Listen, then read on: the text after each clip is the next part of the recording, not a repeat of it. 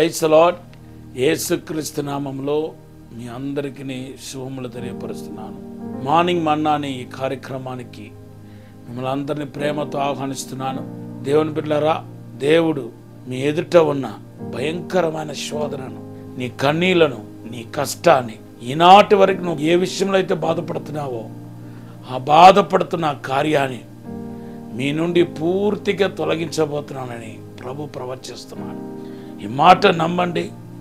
కొద్ది దినాల్లోన దేవునొక్క అద్భుతాన్ని, ఆశీర్వాదాన్ని మీరు రుచి చూడబోతున్నారు. ఈరోజు దేవుడు మనకి ఇచ్చిన వాగ్దానం ఏంటంటే యెషయా గ్రంథం 40:31. ఈ వాగ్దానం బట్టి ప్రభునందు ఆనందించండి. దేవుని బిడ్డలారా, పాత నిబంధనలో అబ్రహాం లాస్ట్గా పలికిన మాట, అంటే చనిపోవటానికి ముందు ఆయన పలికిన మాట పరిశుద్ధాత్మ దేవుడు రాసి పెట్టాడు.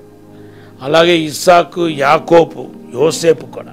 యాకోబు లాస్ట్గా పలికిన మాటలు ఆదికాండం 50:21, ఆదికాండం 48:1, ఆదికాండం 47:28 రాయబడి ఉంది.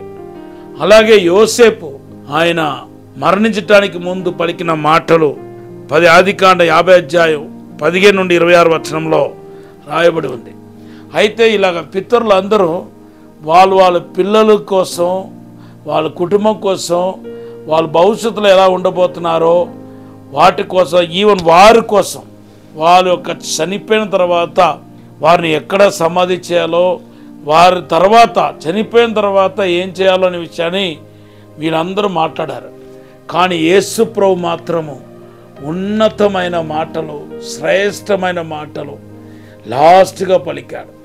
అవే 7 మాటల కింద వేద పండితులు మనకు మరి ప్రత్యేకించి మనకి ఇచ్చి ఉన్నారు. దేవుని బిడ్డలారా, 7 మాటలు మొదటి మాట ఏంటంటే లూకా సువార్త 23:34 తండ్రి, వీరు ఏమి చేసినారో వీరు ఎరుగక ఉన్నారు, వీరిని క్షమించమని ప్రార్థన చేస్తున్నాడు. దేవుని బిడ్డలారా, ఆ ప్రార్థన ఫలించినట్టుగా మన పరిశుద్ధ గ్రంథంలో స్పష్టంగా చూడవచ్చు. సిలువలో అంత నొప్పిలో, బాధలో యేసుప్రభు చేసిన ప్రార్థన ఏదైతే ఉందో ఆ ప్రార్థనకి వెంటనే జవాబును మన పరిశుద్ధ గ్రంథంలో చూస్తున్నాం. దాంట్లో ఒకటి ఏంటంటే, యేసు ప్రభుతో పాటు సిలువ వేయబడిన 2 దొంగల్లో ఒకడు రక్షించబడినట్టుగా మన పరిశుద్ధ గ్రంథంలో చూస్తున్నాం. మరి ఇంతకాల రక్షణ లేని వ్యక్తి, ఒకవేళ ఆయన తల్లి కూడా ప్రార్థన చేసి ఉండవచ్చు, ఇప్పుడు రక్షించబడలేదు. కానీ లాస్ట్లో యేసు క్షమాపణ ప్రార్థన చేసిన తర్వాత ఈ వ్యక్తి రక్షించబడటం ఎంతో ఆశ్చర్యంగా ఉంటుంది. లూకా సువార్త 23:42-43 ఈరోజు నాతో పాటు పరదేశంలో ఉంటావని యేసుప్రభు వారు చెప్పటాన్ని మనం చూస్తున్నాం. యేసుప్రభు ఒక ప్రార్థన ఫలించిందా లేదా చెప్పండి? ఫలించింది కదా.